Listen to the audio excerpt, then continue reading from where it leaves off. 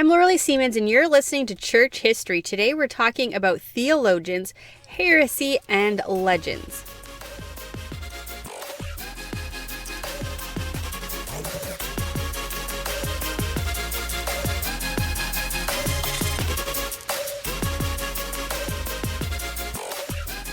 In our last episode, we talked about Perpetua and her death and how that really changed the way that society viewed the games. In the year 202, the same year Perpetua died, another man was killed. His name was Leonides. Now, his son Origen heard his father was going to be executed. Origen was a very young boy, but wanted to be executed with his father. His mother knew he would not give up until the guards agreed to kill him, so she hid all his clothes so he would be trapped at home. She knew he would not run all the way to the execution naked. Origen was devastated at the loss of his father and decided to spend every day memorizing the Bible. He also refused to eat every Wednesday and Friday and dedicated those 2 days to prayer. We're going to return to the life of Origen later. Now, the emperor's hatred for Christianity only grew, and he headed to Britain, which was ruled over by Rome at the time. He arrived in Britain in the year 208 and was shocked to find a thriving church in Britain. These crazy Christians have spread their disease to every corner of Rome and beyond. He immediately called for the death of every church leader. Now, the church in Britain had up until this time been able to worship in peace, and they were not expecting this brutal command. Leaders of the church were taken into the streets and beheaded. One priest fled and escaped to a nearby village. In the village, he was caught by a high-ranking Roman soldier named Albin. Now, Albin was struck by the priest's faith and peace at the thought of dying. Instead of killing him or turning him in, Albin allowed the priest to live in his home. The priest lived in his home, and instead of acting afraid, as most refugees would do, the priest continued to praise and worship Jesus Christ. Albin began to ask the priest about Jesus Christ, and after hearing about the man who had lived a perfect life, died at the hands of Romans, and then came back to life, conquering death and sin, Albin confessed his sins and asked for forgiveness and became a Christian. He then spent his evenings with his hidden priest, learning more about the scriptures. But the governor heard that Albin was hiding a priest and sent soldiers to find the priest. Albin heard they were coming and gave the priest clothes to wear so he could escape unnoticed. And Albin put on the priestly robes so the governments would chase him instead of the priest. When they caught Albin and found out it was not the priest but this Roman guard, they were so angry. They brought Albin to the governor. Now, just as Albin was brought before the governor, he was in the process of offering his drink offering to his gods. So he called Albin to come and participate with him. If Albin chose to participate in the drink offering, his life would be spared. But Albin refused. The governor then had him beaten, flogged, and then brought back. He gave him another opportunity to participate in the drink offering. Albin still refused, so he was ordered to be taken to a different town and beheaded. Now, the people in the town were hoping to save the life of Albin, so they went ahead of the soldiers and tore down a bridge that was the only pathway to the town where the beheading was supposed to take place. When the soldiers arrived at the river, there was no way to cross. But Albin prayed. He told the people he was not afraid to die for his faith. The next day, when they awoke, the river had dried up, and the soldiers were able to cross without the bridge. The soldier who was given the job to behead Albin was so moved by his dedication to Jesus Christ that he put down his sword and said that he wanted to be a Christian and follow Jesus Christ. He therefore could not kill Albin, who was now his brother. At that moment, the priest arrived. He had heard that Albin was supposed to be killed in his place, and he arrived to say he was giving himself up freely to let Albin go free and he would die. A soldier then came forward and was given the order to kill all 3 men. All 3 of the men, Albin, the priest, and the guard who had committed himself to Jesus Christ, were killed on June 22nd, in the year of our Lord, 209. The name of the town where Albin lived is still there today in Britain, and it's named after him, St. Albans, and it's about 20 miles northwest of London, England. While we can look at this time period in church history with awe and respect to how they stood for truth no matter what, a deeper look into the history, we can see that during this time period, some false teachings was emerging that was impacting our church even today. We're going to talk about some of those heresies, and as we learn about them, think about sects of the church or cults today that preach these same teachings. Or even more sadly, some of these teachings are creeping into our evangelical world today. First of all, the Gnostics. The Gnostics believed the God of the Old Testament was different than the God of the New Testament. The Old Testament God was evil. The Gnostics believed that the world was created for the purpose of keeping the human soul trapped in an evil physical body. The God who created us was evil, a power-hungry, evil God. But Jesus came to give us a secret knowledge that would free our souls from the bodies we are trapped in. Today, when you hear people say when someone dies, they are now free from the trap of their bodies, this is from this Gnostic's teaching. The term Gnostic is from the Greek word knowledge, and those who followed the teachings of Gnosticism believed that they could be given little bits of secret knowledge at a time, and they had to prove their worth to get the next piece of information. The Gnostics also believed that Jesus never had a real body, that his body was simply an illusion. The Gnostics were very good writers and wrote a lot of books. Some of the more famous books were the Gospel of Truth, the Three Natures, the Apocalypse of Adam, the Gospel of Matthias, the Gospel of Philip, the Acts of Peter, and the Acts of Thomas, or some people call it the Gospel of Thomas. Even today, there are people who say these books should have been included in the New Testament. At this point in history, and we're at the early 200s, the church has not officially picked the New Testament books, although Polycarp, who we talked about in our last episode, had published a New Testament in response to some of these exact teachings. One of the men who was very vocal about the errors of Gnostic teaching was Hippolytus. He spoke and wrote in Greek, and his writings were very popular when he first wrote them. However, Greek was quickly being a forgotten language, and most people were starting to speak and read in Latin. So his writings were lost by the church for many years and discovered by historians much later. But during his life, he wrote and spoke about the problems with heresy, and more specifically, the problems with Gnosticism. He was trained by Irenaeus, who was trained by Polycarp, who was trained by the Apostle John. He was so brave and strong and had so much courage in how he spoke out against the errors, being accepted in the Church of Rome. And they made him very popular amongst true Christians. He was appointed as the Bishop of Rome against the orders of the church at the time. Rome saw him as a problem as well and had him arrested. Instead of killing him, they used him as a slave in the mines. He died in the mines and his body was returned to Rome for burying. Now, if you remember Origen from the beginning of our episode, he's no longer a small child, but a grown man in his early 20s. A wealthy woman had seen Origen's dedication and had become his personal teacher to this young boy. He learned Greek and was given a job as a manuscript editor and copier. At the age of 18, he was made the head of a school in Alexandria. One of Origen's faults was that he was very rash. The little boy who wanted to die with his father had grown into a young man who was willing to do anything to please God, but didn't always think things through. At the age of 18, he was worried that some people might think he was acting sexually because of his age, and the fact that he wasn't married.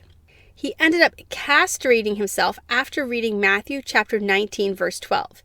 Later in life, he regretted that choice for obvious reasons, but also because the church would not allow him to be a bishop because he had done this. He also read Matthew chapter 10, verse 10, and because of that verse, he had only one coat. He refused to wear shoes. He would not take any pay for teaching at the school, and he would not eat any meat or use a bed. Origen wrote a book called On First Principle. This was the first systematic theology book ever produced. He learned Hebrew so he could read the Old Testament in its original language. One of the things Origen was famous for was finding Jesus in the Old Testament through the literary use of allegory. Origen's first fault was that he was rash. His second fault was that he overthought things. Because of his second fault, in his later years, he began to teach things that were straight up false theology. Origen spent so much time in school, he began to spend his time debating and philosophizing, and this led to some very strange theology. First, before we get into that, we need to know a little bit about the city of Alexandria, which is in present-day Egypt. This is where his school was, where he was the head of it. It was known as a city of learning for all of Rome, and the school that was set up to train preachers ended up spending most of its time sitting around in circles discussing philosophy and began to develop what historians call Alexandrian theology. And here's what that looked like. Origen and others like him used Greek philosophy to defend God's truth. The two truths were made into one. They believed this is how to reach the educated people, make Christianity work with philosophy. Some of this way of looking at the world led to the belief that souls pre-existed the body. After sin, God had to make bodies for all the souls that already existed but couldn't live without a body because sin had entered into the world. So once a body was created, then God paired up souls with bodies. Clearly bad theology. Another horrible theology that came from this group is the idea that when Jesus paid the ransom, he paid it to the devil. That God made a deal with the devil. I will give you my son if you release all the souls you have in prison. But God didn't tell him about the resurrection and ended up tricking Satan. Also, not great theology. Another theology was universalism, which is that eventually everyone is saved. Hell is only for a short time. It's kind of like purgatory. Perhaps the most dangerous theology was the theology of allegorical teaching. By the time Origen died, he basically believed that nothing what was said from the Bible was true. It was mostly just allegory. Origen was not the only famous theologian to come from Alexandria. There was also Clement of Alexandria. He was another famous theologian. Now, this is different than the one we talked about last week. Clement of Alexandria used his theology to preach to the Greeks. He wrote a book called The Tutor, which was for new Christians. He also wrote a book called Carpetbags, and it's a book just full of his ideas. But Clement of Alexandria taught that the Jews had the Old Testament to prepare them for Jesus, and God sent Plato to prepare the Gentiles. He put Plato and the Old Testament on the same plane. Basically, he was saying that Plato was inspired just as much as the Old Testament was inspired. Now, to go against the school in Alexandria, another school was in Carthage, which is in modern-day West Africa. The main teacher here is Tertullian. He's a lawyer who had become a Christian, and he was defender of the faith, and he fought back against the false teachings coming out of the school in Alexandria. One of his famous sayings was, "What does Athens have to do with Jerusalem?" What he was saying is philosophy has nothing to do with the Bible. The Old Testament was for the Jews and the Gentiles. You must keep the scriptures pure. Tertullian wrote books as well, and he became the defense of the gospel. The most famous one is The Apology, which is still read today. The most famous theology that Tertullian debated was the idea of one God, but three persons. Tertullian debated people who were teaching that God had three names: the Father, used in the Old Testament, Jesus when he was on earth, and the Holy Spirit is the name being used by the church. It was just different names of the same God. He also debated people who were teaching that there were three gods: the Father, the Son, and the Spirit. Tertullian taught that there was one substance, but three persons. The word he invented to explain this was the Trinity. This was the first time the word Trinity was used. Tertullian taught that we have one God, and he's one being. But while human beings are one being and one person, God is a different being, and his being is one being, but three persons. These persons communicate with each other and have different roles. This is the idea of the Trinity that the church accepts today. Meanwhile, Origen back in Alexandria, his goal in life was to be killed for his faith. One of the strange things about him was that while so many people were killed for their faith at this time, Origen was left alone. He was, however, finally arrested and put in prison and sentenced to death. But the emperor who ordered his death was killed in a battle, and Origen was set free. He died just before his 70th birthday from complications from a beating he received while he was in prison. He died in the year of our Lord 254. His teachings are a paradox for Christian historians and Christian theologians. His early writings are full of so much amazing truths, and they've been used for years to teach theology. However, his later years are full of so much false teachings that some people won't even study his early teachings. Satan has tried everything to end the church. The church has been eaten by lions, crucified upside down, beheaded, beaten, and the church only grew and spread. Then Satan sent bad theology, and that made the church decide what they believe, debate it, work it out, and the church still continued to stand. Satan could not defeat us. There's one more story from this time period that we're going to end with because it's probably the most famous story from this time. Perhaps the most famous martyr from this time period was a man named Valentine. However, most historians believe that the story of Valentine we have today was taken from 4 different martyrs who all had the same name, Valentine. All of the Valentines lived in Rome. The first one was killed before a Roman festival to worship the goddess Juno. In this festival, the boys in the town drew names of the girls in the town, and the boys were then allowed to sleep with the girl they had picked. They were allowed to do basically anything they wanted to this girl. Valentine opposed this and was beaten with clubs and beheaded. The date of the festival was February the 14th, and some historians believe that later in church history, when pagan holidays were given Christian names, this holiday was changed to St. Valentine's, but we're going to get into that detail in a few weeks. Another Valentine was a Christian who was a very young man, probably even a young teenager. He was arrested and sentenced to die. He left a note in his prison for his family that said, "Remember your Valentine." A third Valentine was a priest who lived under the rule of Emperor Claudius. Rome was at war again, as they tended to always be, and the emperor needed more soldiers. Since the soldiers who were married were exempt from fighting in the battle, he ordered that no more marriages could happen. Valentine, however, continued to perform marriages and was killed for it. The last Valentine was a leader in the church who was arrested and in his court was asked to offer incense and worship Caesar. He refused and was sentenced to death. The jailer in charge of Valentine became friendly with him and told him about his daughter who was sick. Valentine prayed for his daughter who was healed. On the day of his execution, he wrote a note for the jailer and his daughter, encouraging them to continue living their life for Jesus Christ. It was signed, "Your Valentine." On February 14th, we celebrate St. Valentine's Day. No one is sure which one of these men the holiday was named after. It could be all of them, but we know that each of these men lived, and each one is an example for us to follow. As we wrap up today's episode, the church is now almost 300 years old. She is growing and can't be stopped. She's no longer a new religion. She's well established across every area ruled by Rome and beyond Roman borders.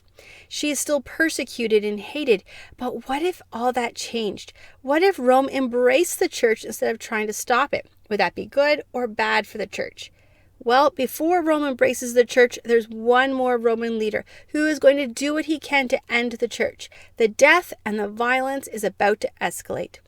I'm Laura Siemens, and you're listening to Church History. For more videos, blogs, and podcasts, visit lauraleesiemens.com.